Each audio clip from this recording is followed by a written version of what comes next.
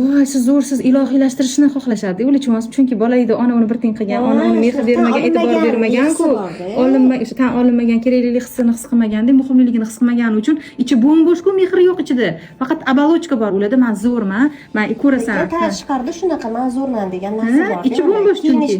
shunaqa tutishda ham soch xarakterida ham shunaqada ular xotinini shunda anu itoat qilishini xohlashadi uni ilohiylashtirishini xudodek munosabat qilishini xohlashadi narsistlarni shu orig'i shuda endi u inson agar psixologически sog'lom bilan narsist bo'lsa psixologga borib o'zini tishlaydi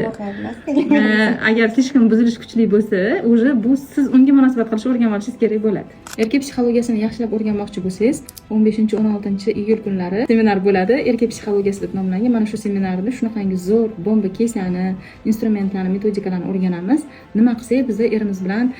chiroyli baxtli uzoq hayot kechiramiz nima qilsak erimiz bizani sevadi hurmat qiladi qadrlaydi qo'llab-quvvatlaydi va har doim nima deydi kelajakka biz bilan bir tomondan qaraydi bizga tashqaridan emasda yonimizda turib beradi